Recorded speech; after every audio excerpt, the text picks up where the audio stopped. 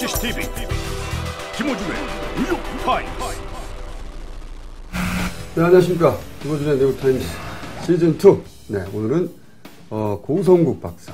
네, 저희가 처음 출연할 때만 하더라도 가장 올바른 이야기를 가장 재미없게 하는 평론가라고 했는데 요즘 다소 재미가 있어졌어요.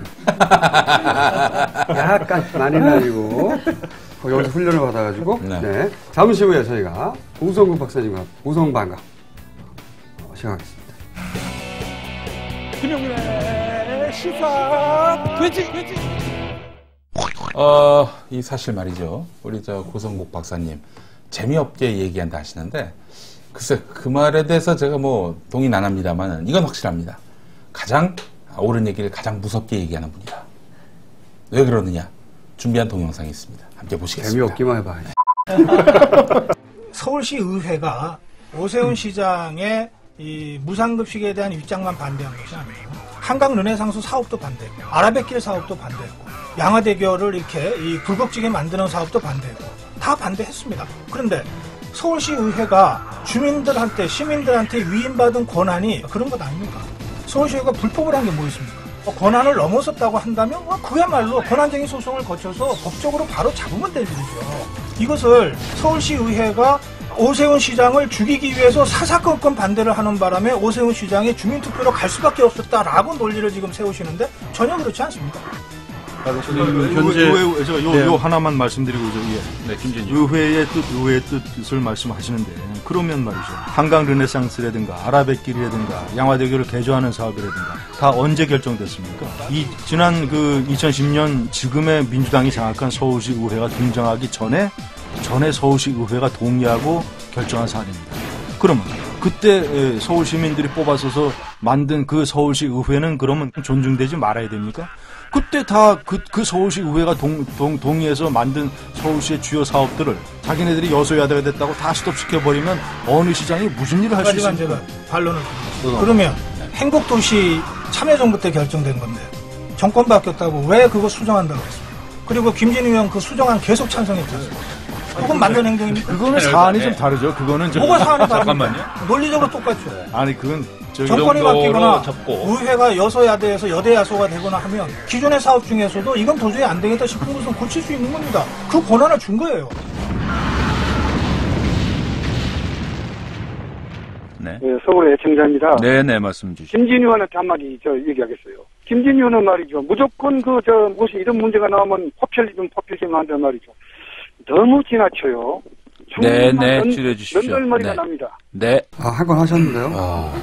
이게 사실은 그날만 그런 게 아니라 매주 이렇게 우리 김진 중앙일보 논설위원께서 매주 이렇게 한 방씩 맞으십니다. 네. 왜 나와? 메조키스트야? 맨날 맞고 나오게? 사람을 이렇게 때리고 그래요. 말로 하지. 무서운 사람이야. 근데 저는 궁금한 게 그렇게 막 이게 논리적으로 완전히 압도하시고 끝나고 나서는 어떻습니까? 끝나고 나서는 기분 좋게 서로 웃으면서 악수합니다. 그렇죠. 그것도 다음 주에 만나가지고 이렇게 그렇죠. 하고. 김진희 의원은 그 프로페셔널입니다. 쿨하게. 자기 소신 뚜렷하고 승부가 갈리면 프로페셔널? 맷집이 좋은 분이네 아주. 승부가 갈리면 또 승복할 줄도 알고 좋은 상대 패널입니다. 끝나고 나서요? 예. 끝나고 나서 인정하는 걸 누가 못해. 국회의원들도요, 국회에서 맨날 싸우잖아요? 카메라 딱 꺼지면, 형님 왜 그래요? 좀 비켜줘요. 아까 너무 세게 밀었어. 그러니까. 같이 어깨동무가 목욕탕 가요. 진짜로. 네. 그날이 이제 8월 2일 오세훈 시장이 그 주민투표를 발의한 날이라서 아주 첨예했습니다. 그때 아주 굉장히 뜨거운 토론이었는데 선물 소개하고 본론 들어가겠습니다. 맛과 영양의 종결 명품 피자 의리의 라피자 늘 함께한다고 했는데 이제 라피자가 말이죠. 옵션을 걸었어요.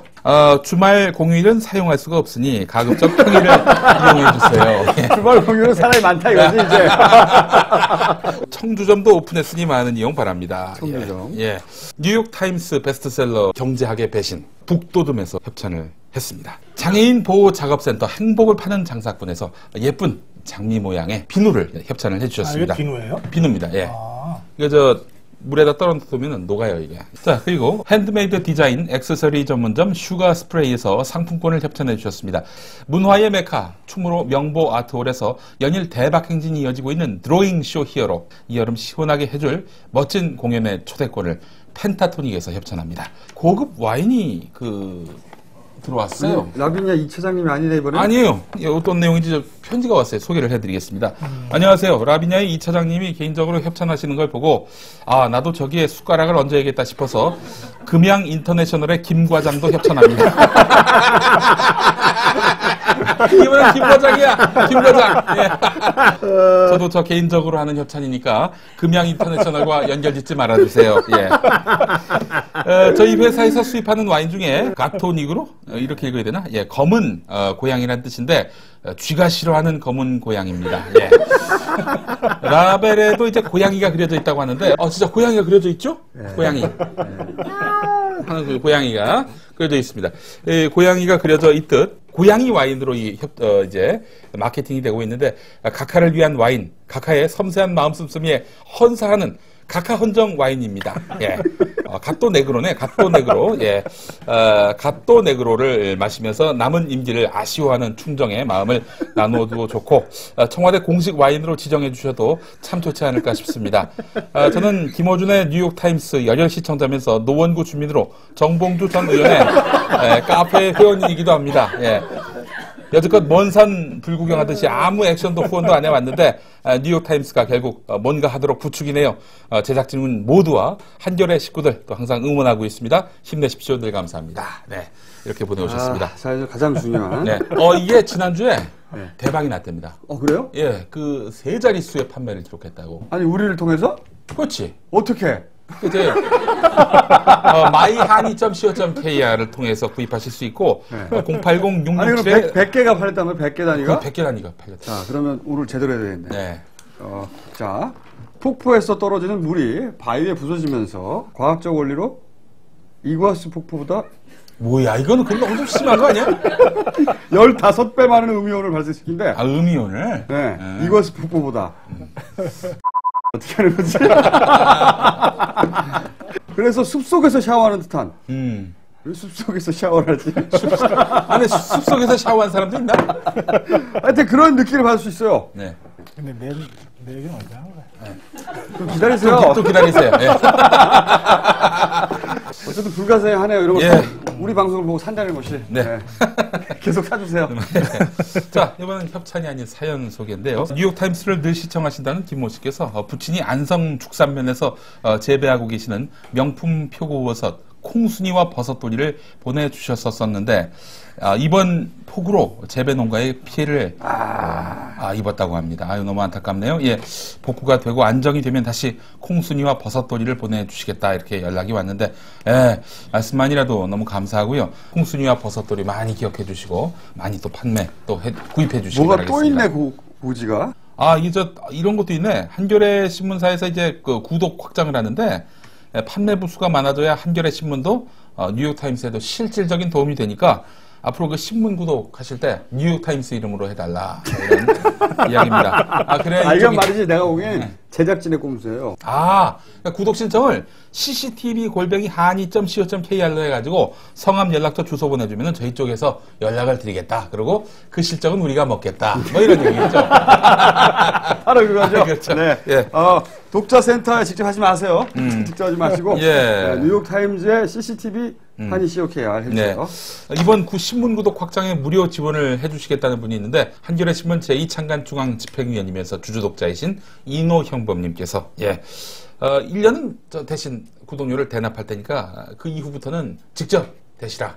이 신청은 역시 cctv@hani.co.kr로 하라는 거죠. 역시 이 실적도 먹겠다는 그런 아주 깊은 자 그러면 여기서 방송 끝내겠습니다.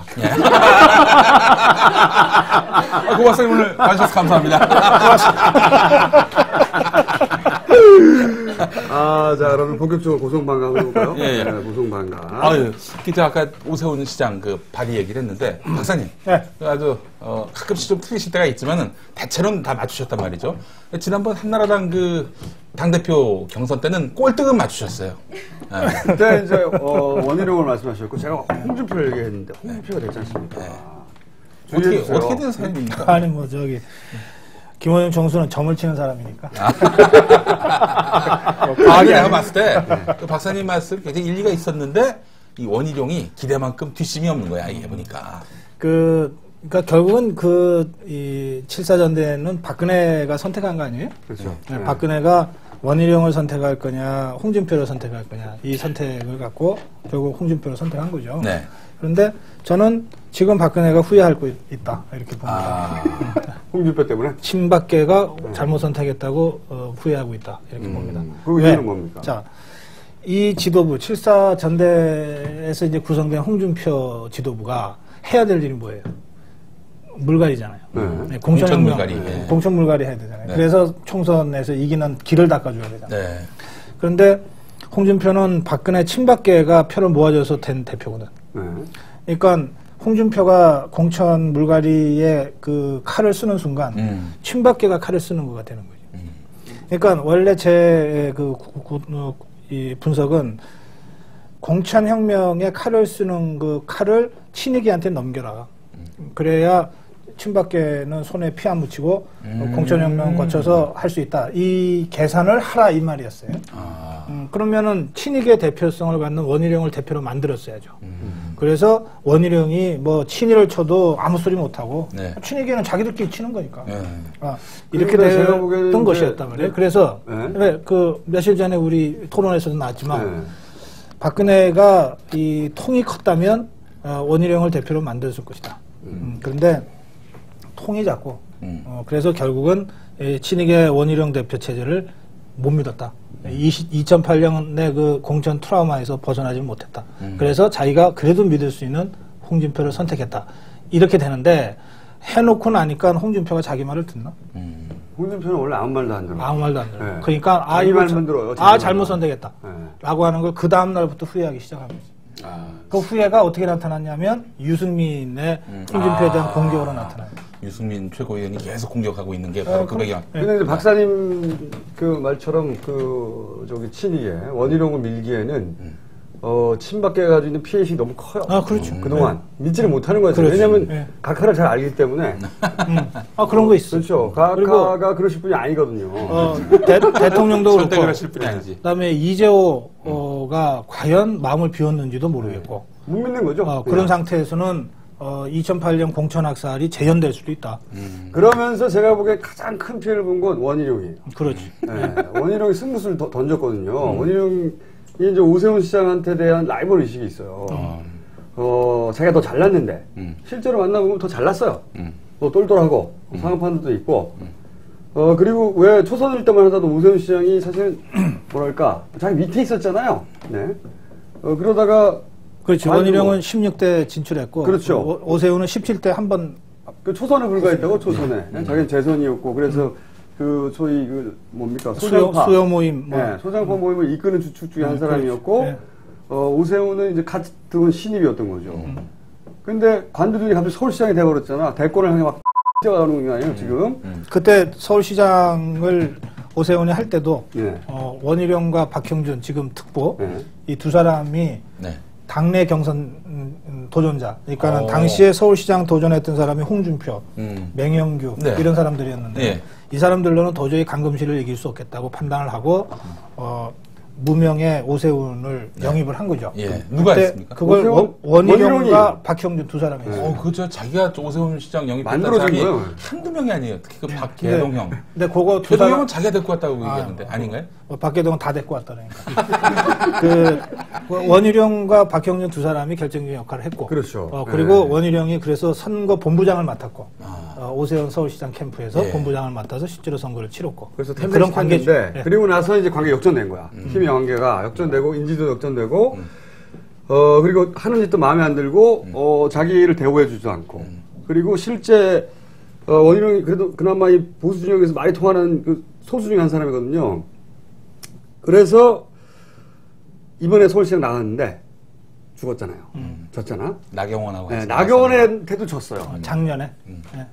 작년 6일 작년이죠. 네, 작년 나왔는데 나경원한테조차 진 것이 충격이에요, 이 양반이. 그래서 이대로는 안 되겠다.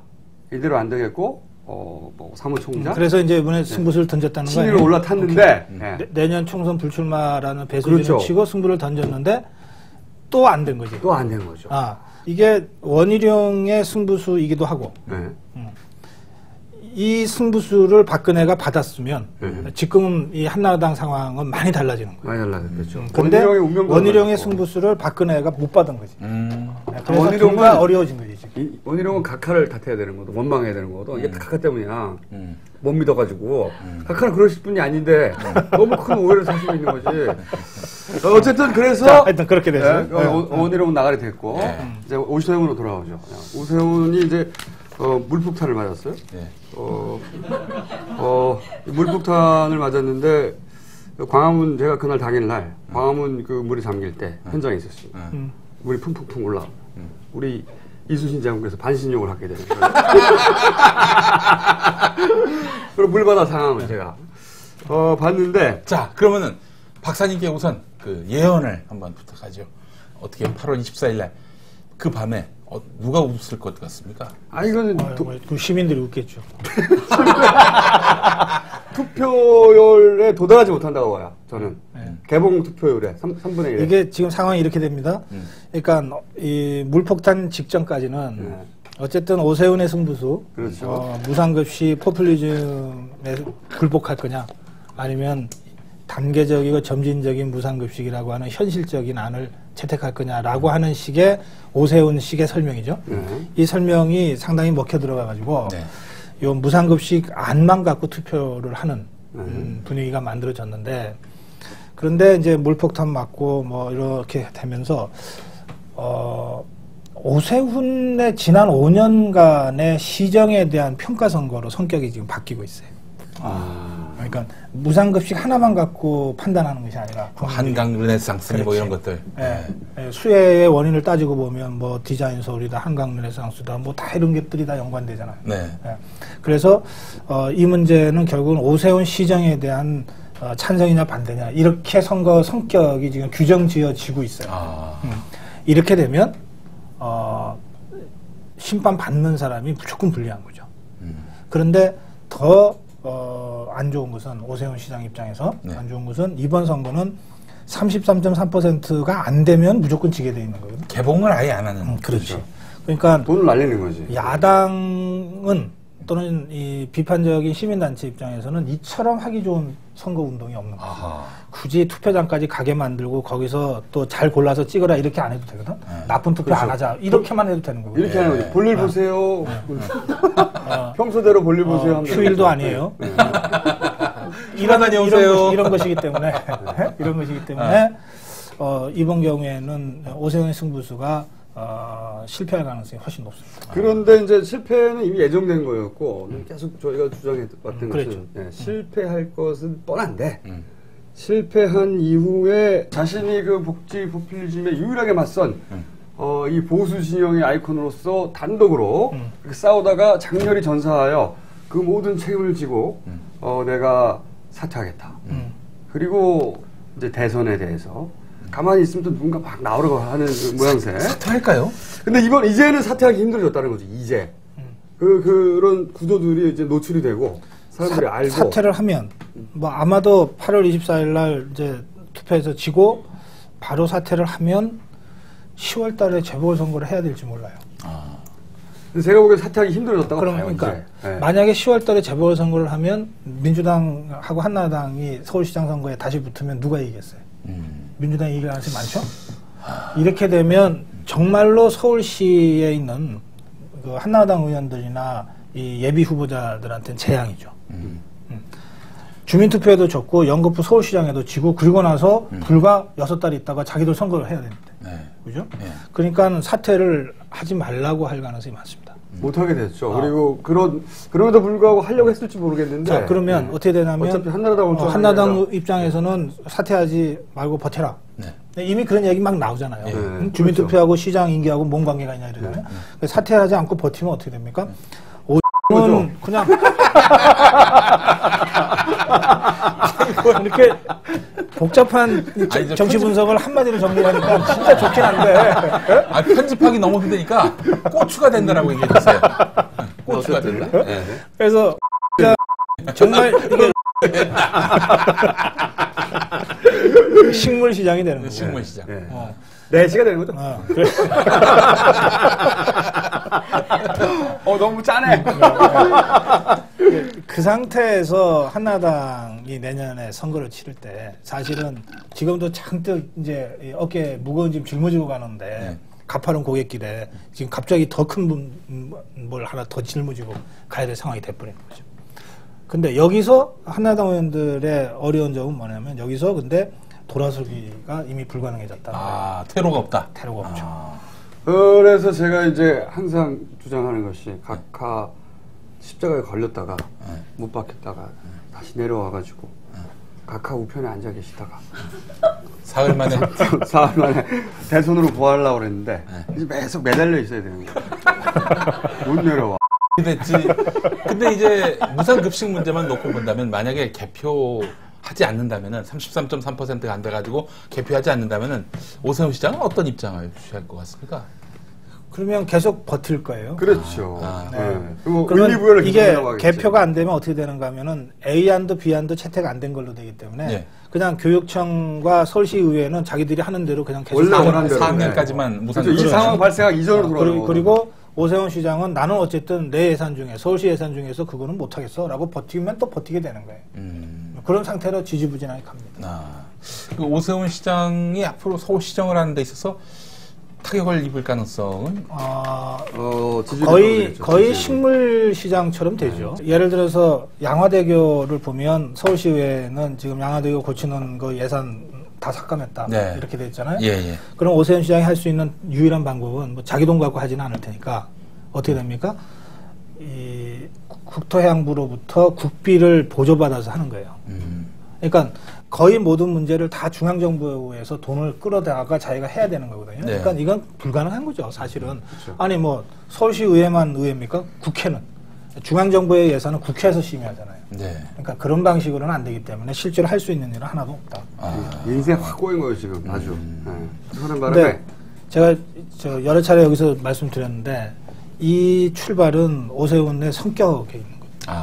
그 박사님 항상 논평하시는 거 보면은 이게 오세훈이 아주 꼼수를 둔다든지 굉장히 그 디테일한 그런 고민 끝에 이 안을 내세운 게 아니라 어느 순간 확 꼴려가지고 확 그냥 이 분통이 터져가지고 그렇게 선택한 것일 수도 있다라고 말씀하시던데. 나는 이 정치 분석함에 있어서 정치인들의 성격이 굉장히 중요하다. 절대적으로 중요하죠. 그러니까 오세훈은 인정합니다. 자기 성격대로 여기까지 온 거예요. 그런데 그 성격이 어떤 거라고 보십니까? 그 성격은 뭐냐면 이 사람은 굉장히 도전 욕구가 강하고 그리고 자기가 하고 싶은 거를 못하면은 참을 수 없고 그런 성격이 있다고 봅니다. 그러니까 지난 4년간 자기가 뭐 디자인 서울이 됐고 뭐 양화대교가 됐고 뭐가 됐건 해왔던 거 아니에요? 그건 뭐 여대 야소였으니까 시의회 지원도 받아가면서 했던 것인데 선거 한번 하면서 이 모든 걸 못하게 됐잖아요. 견딜 수 없는 거죠. 그러니까 이렇게 해서 시의회에 맞춰가느니 차라리 내가 하고 싶은 거 끝까지 밀고서 뭐 중간에 쓰러지면 쓰러지는 대로 그렇게 하겠다라고 밀어붙이는 저는 그렇게 생각하지 않습니다. 제가 만나본 오세훈 시장은 걱정도 많고 겁도 많고 그렇다 보니까 계산도 많아요. 엄청나게. 항상 계산합니다. 이것이 과연 나에게 어떤 이익을 돌려줄 것인가. 엄청나게 계산하다가 이 계산서가 이렇게 나온 거예요. 이렇게 하니까 내가 더 이익이다. 서울시장을 계속 하는 것보다. 아니 욱해서 그렇게 계산하는 거 실수 있지 않을까요? 지금 김총수 얘기는 모든 인간은 밥을 먹어야 된다 이런 얘기. 확 엿을 주시네. 그것도 빅엿을 감사히 먹겠습니다. 좋습니다. 엿은 먹고요 제가. 박사님 하나만 더 궁금한 게 있는데요. 박근혜 전 대표는 이 국면은 어떻게 되기를 바랄까요? 사실은 아무 변화가 없기를 바라지. 박근혜는 그냥 조용히 넘어가기를. 그렇지, 아무 변화가 없기를 바라지. 조용히 넘어간다면 그냥 박근혜 얘기 나온. 유승민, 그러니까 박근혜의 마음을 읽으려면 적어도 현안에 대한 박근혜의 입장이나 생각을 읽으려면 유승민을 보면 돼요. 아. 네. 그 진영에서 제일 똑똑한 사람이거든. 진짜 똑똑하더라고요. 에이스. 네. 유승민은 제가 보기에 이게 진보 세력이 가장 겁을 내왔던 사람입니다. 그리고 앞으로도 제일 겁을 내야 될 사람이에요. 왜냐하면 그렇죠. 이 사람이 당당합니다. 그리고 자기 주장을 이게 삿되게 뭘 이렇게 이용하는 사람이 아니에요. 네. 무상복지에 대해서 아주 굉장히 뭐랄까요? 적극적이고 중요한 전향적이고. 중요한 건 말이 돼. 얘기를 듣고 보면 그것이 이제 우파적 시각에서 출발한 주장이긴 하나 기본적으로 말이 안 되는 주장을 하진 않아요. 지난번에 좀 말이 안 되는 얘기 하더라고. 선건이가 그랬겠지만 여러분 공산화를 막기 위해서는 무상급식 해야 됩니다. 이런 얘기를 하더라고. 공산화. 공산화를 막기 위해서 무상급식 해야 된다고. 무상급식 해야 된다고. 사실은 네. 유승민의 그 얘기가 네. 이번 무상급식 주민투표는 시장 경제를 수호하느냐 사회주의로 가느냐의 갈림길이다라고 주장하는 것보다 훨씬 더 정확하고 현실적이잖아요. 네. 근데 한나라당 서울시당위원장은 사회주의냐 시장경제 수호냐로 지금 이 성격을 규정하고 있거든요. 이종국 무상급식을. 위원장. 예. 그런데 유승민은 애들 밥 먹는 문제 갖고 뭐 그러냐 이렇게 얘기하고 있거든요. 그게 맞는 얘기죠. 어느 쪽이 국민 정서에 맞냐 이 말이에요. 그렇죠. 특히 그 롯데월드 증축 문제와 관련해서 신축이죠. 그 100층. 네. 그거 관련해서 정말 야당 의원이 따라잡을 수 없을 정도로 정교한 논리로 정부를 비판하던데 저는 그때 양반 새롭게 봤었어요. 어쨌든 그러면 이제 박근혜 얘기로 넘어가 볼까요? 예. 그래. 네, 박근혜 얘기를 하면 또 문재인 얘기를 또 해야 되거든요. 하여튼 어디서 끊어버려. 네, 알겠습니다. 그러면 내가 문재인 얘기부터 먼저 할게요. 내가 며칠 전에 문재인 이사장의 그 책 운명 출간 기념회. 그것도 문재인 이사장을 만났잖아요, 또. 독자회 만나? 네. 네. 제가 거기서 가서 이제 게스트로 갔어요. 어떻게 좀 거부 반응을 표시하진 않던가요? 앞에 오연호, 그 전날은 오연호 대표가 얘기했더라고. 네. 오연호 대표가 이제 네. 출마할 거냐 이런 얘기 물어보고. 저는 출마할 거냐 이런 얘기 묻지 않습니다. 출마할 거냐 안 할 거냐 이런 얘기를 왜 물어봐? 며칠 날 할 거냐?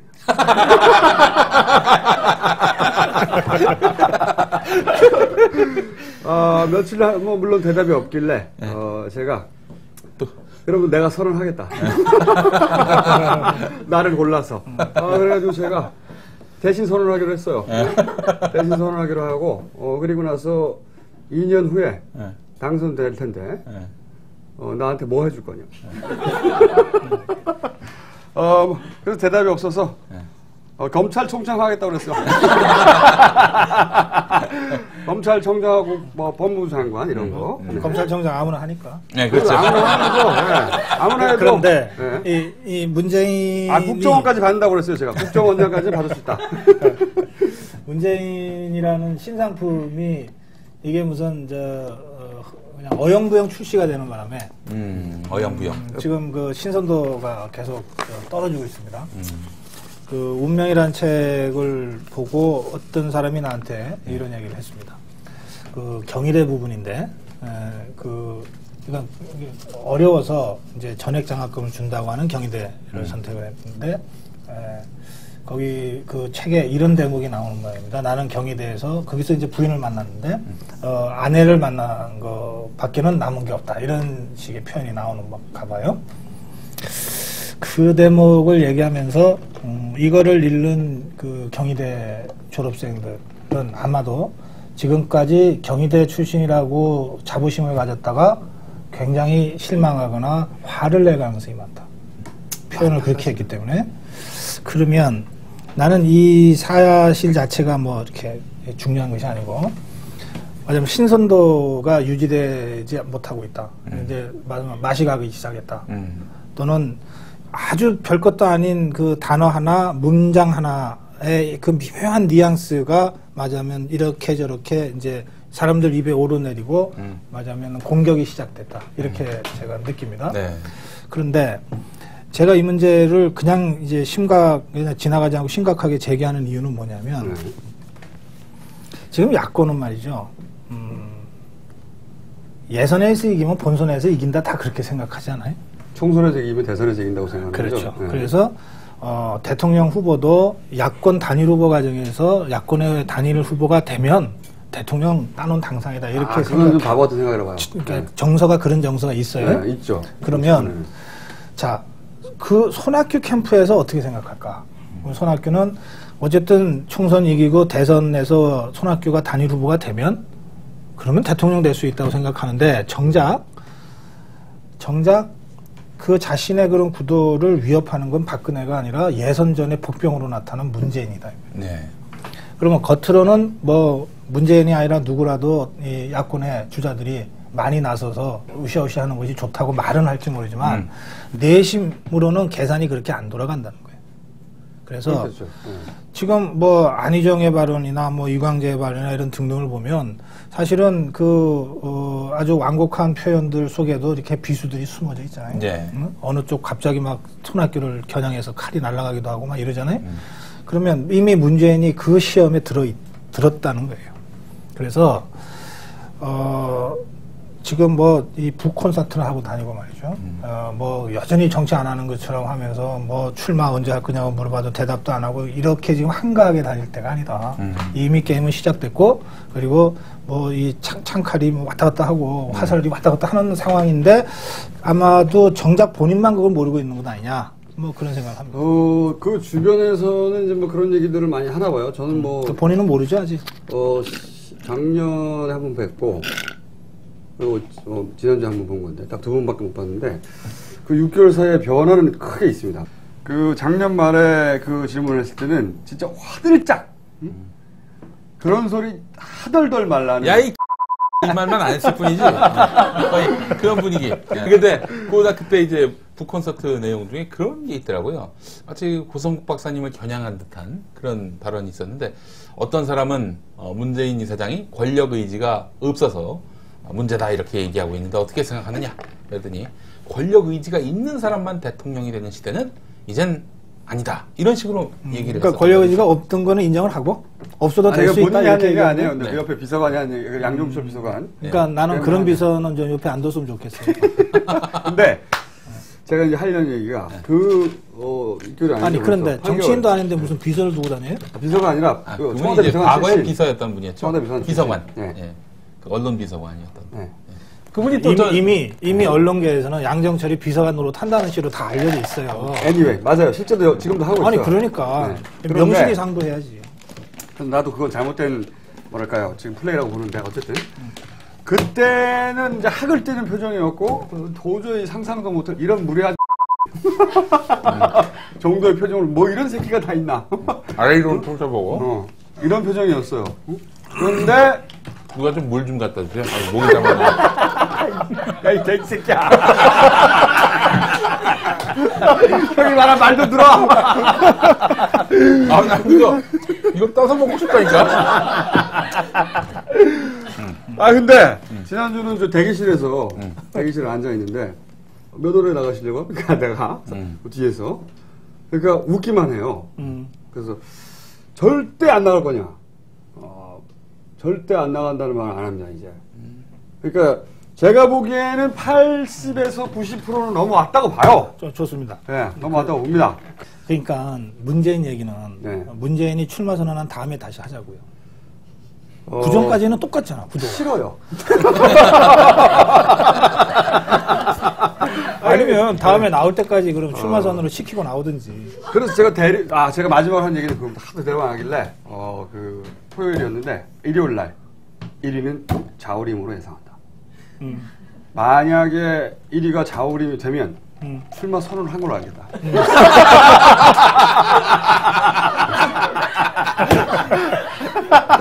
둘간의 상관관계는 묻지 말고 그러고 끝냈어요 내가. 대리 선언을 하고 자우림이 출마 선언을 한 거예요. 그렇게 끝났는데 그럼 하고 싶은 얘기를 하십시오. 네. 아니 없어요. 문재인에 대해서는 할 얘기 다 했기 때문에. 박사님, 네. 그러면 이재호는 어떻게 되는 겁니까? 우리 이재호 선수 그 형님 왜 독도 가서 보초를 서 오지도 않을 거. 3천만의 호구가 되버렸네. 아니 근데 그 형님은 너무 국민들을 좀 얕게 본 거 아닙니까? 아니, 그런데요. 이 방식으로 지역구에서는 잘 통해요. 그래요? 지역구 관리의 왕이었거든요, 원래. 근데 이 문제 이재호 특임 장관만의 문제는 아니고 예. 저는 이 이명박 정부가 가장 약한 부분이 외교라고 봅니다. 홍준표 대표는 외교가 아주 좋은 점수라고 하던데. 저는 홍준표 대표랑 철학이 좀 다릅니다. 이런 거죠. 이제 독도 문제는 이게 65년부터 시작된 문제고 또 이전에 거슬러 가면 100년도 더 된 문제인데 그동안 우리 역대 정권의 독도 문제에 대한 기본 입장은 두 가지입니다. 네. 하나는 조용한 외교, 하나는 단호한 외교입니다. 이명박 정부는 시끄럽고 단호하지 않은 외교를 하고 있습니다. 이건 단순히 뭐 참여정부하고 반대된다가 아닙니다. 박정희 정권 때부터 일관되게 40년간 유지되어 왔던 우리나라 외교정책의 근본을 완전히 180도 바꾸는 거예요. 얼마나 시끄럽겠어요. 대통령부터 나서서. 제가 그랬거든요. 한일 의원들이 들어온다고, 3명 들어온다는데. 일본 자민당 의원들, 예. 이 일본 3명은 이게 무명 소조들이에요. 예. 이름도 몰라. 이른바 듣보잡. 예. 그렇죠. 들어온다 그럴 때, 이거는 우리나라의 출입국 관리소 소장 또는 출입국 관리소에 있는 사무관 정도가 나가서 시끄럽게 하지 말고 나가라고 처리하면 될 일이다 이랬거든요. 예. 근데 제가 그 방송을 하고 있는 그 다음날 대통령이 직접 지시를 하더라고요. 총리가 나서고 특임장관이 나섰어. 아우, 이래가지고 스피드. 결국은 미국 정부가 걱정하게까지 된 거잖아요. 한일이 이 문제로 싸우지 않았으면 좋겠다. 네. 할 일도 많은데. 그게 일본이 원하는 건데. 그렇지. 네. 그렇게 해서 이제 완전히 국제 문제가 돼버렸어. 정말 시끄럽게 만들어놨어. 예. 그런데 얼만큼 그러면 진짜 단호했냐라고 따지면 이명박 대통령만큼 일본에 대해서 유화적인 사람이 없단 말이에요. 없었죠. 과거를 묻지 말라고 했으니까. 예. 그러니까 이렇게 시끄럽게 하려면 최소한 YS처럼 버르장머리라도 고치겠다고 하든지 그런 것도 아니잖아. 그런 이제 제가 보기엔 이런 것도 있어요. 독도 문제에 관해서 왜 지난번에 지금은 곤란하다. G7 거기 갔을 때 네. 옵저버 거로 갔을 때 지금은 곤란하다 기다려달라. 조금만 기다려달라. 그 멘트가 나왔잖아요. 그리고 사람들이 다 그걸 사실이라고 민단 말이지. 청와대는 공식적으로는 그런 말을 한 적 없다가 공식 입장이에요. 그렇죠. 참고로. 진실 여부와는 무관하게 하여간. 네. 근데 뭐 일본 언론에서는 뭐 그런 주장을 뭐 반복해서 했죠. 반복해서 했고 거기에 대해서 제소 안 했잖아요, 우리가. 그래서 실제 그런 일이 있었다고 생각이 드는데 그런 거에 대한 일종의 이제 그 뭐랄까요, 사람들이 자신들을 그렇게 보고 있다는 건 자기가 지은 죄에 대해서 도둑이 제발 저려서 대통령이 나서지 않아야 될 상황인데도 불구하고 나 그런 사람 아니야라고 보여주려고 오바를 하면서 외교를 망치고 있는 거죠. 청와대 출입하는 어떤 기자 얘기 들어보니까 청와대 안에서 이재호 장관에 대한 원성이 정말 자자하다고 합니다. 어떻게 저런 행동을 할 수 있냐. 제일 자잘한 건 각하에 대한 원성이야. 예. 그래도 그 얘기는 또 참아 못하니까. 근데 이제 문제는 뭐냐면은 이런 얘기가 있대요. 이재호 장관이 어디 가서 일할 데가 없다는 거예요. 이러다 보니까 그나마 그거라도 해서 존재감을 나타내기 위해서. 이게 뭐냐면 다음 공천 달라는 얘기예요. 이게. 근데 이제 이게 좀 심각한 것이, 그러니까 독도는 이렇게 해서 이제 하나의 그 해프닝으로 일단 끝났는데, 네. 당장 육자회담이 이제 곧 재개되지 않겠어요? 예. 그런데 지금 우리가 그렇게 되면은 미국의 도움과 일본의 도움이 절실하거든요. 예. 그 지금 일본하고 이렇게 돼나가지고 예. 사실은 육자회담 재개로 가야 되는데 못 가고 있는 거예요. 제가 보기엔 미국이 육자회담 지금 오히려 참가국이 누군지 몰라요, 우리 각하. 아마 육자라면 뭐 미자, 순자, 영자 뭐 이런 게 아닐까. 제일 먼저 떠오르는 그런 거라고 봅니다, 저도. 육자 누군지 딱 물어보면 대답 못해. 그래서 저는 이게 다음 대통령은 네. 경제 몰라도 좋은데 네. 외교는 알아야 되겠다. 제가 기준을 하나 새로 세웠습니다. 이게 경제는 모르면 정말 경제 전문가나 뭐 장관한테 맡겨야 되는데 외교는 안 그렇거든요. 국가 안보와 관련된 문제는 거의 대부분 대통령이 다 정결합니다. 그러니까 그렇죠. 미국이 대통령제이면서도 미국 대통령은 외교 안보 문제에 대해서는 특별히 정권을 갖고 그다음에 어떤 면에서 내정은 거의 손을 안 대다시피 한단 말이에요. 그러니까 사실상의 이원 집정부제식으로 권력 운영을 하거든요, 미국이. 네. 그것은 내부 경제가 중요하지 않아서가 아니라 외교 안보가 워낙 중요하기 때문에 그런 거예요. 근데 우리가 당장 지난번 대선 때도 무슨 외교 안보 고려하고서 대통령 뽑지는 않았잖아요. 그 전에도 그랬고. 그런 점에서 저는 내년 대선은 외교 안보에 대한 식견이 있냐? 라고 하는 걸 굉장히 중요한 기준으로 제시해야 된다고 보죠. 그러면 이제 자, 그러면은 외교 안보에 있어서 역량으로 따져봤을 때 뒤에서 1등, 2등, 3등을 우리가 뽑아주신다면은 뒤에 1등이 이제 각하고 각하신 것 같고 뒤에 2등도 각하예요. 3등도 각하. 끝났고요. 그러면 이 오세훈 시장이 만약에 이제 무상급식 표를 못 갔어요. 아마도 33점 얼마 굉장히 높은 투표율이거든요. 그거 교육감도 그만큼 안 돼요. 근데 이런 거 가지고 그 투표율이 도달할 리가 없죠. 2008년 7월에 있었던 선거에서는 그만큼 안 됐다는 얘기죠. 네, 도달하지 않았는데 도달하지 않을 것이고 그러면 오세훈이 뭐라고 기자회견을 할 것 같습니까? 예언 한번 해보죠. 시민의 뜻을 받들어서 열심히 하겠다고 하겠죠. 저도 그거밖에 없다고 해요. 우리 생각이 똑같아요. 제가 훨씬 잘생겼다는 거. 차이겠다면. 네. 그럼 다음 좀 먼 예언 하나 해보죠. 이재호 공천 받나 못 받나? 차기에. 이재호가 스스로 튀어나가지 않으면 네. 공천은 받습니다. 공천 받나 보십니까? 저도 받습니다. 안상수는 어떻게 될 것 같으십니까? 난 못 받는다 한거 봅니다. 못 받는다 해. 안상수는 경쟁력에서 아마 떨어질 거예요. 당대표를 했는데. 네. 제가 보기에는 이 안상수. 근데 오히려 내년 한나당 공천에서 핵심 변수는 이상득입니다.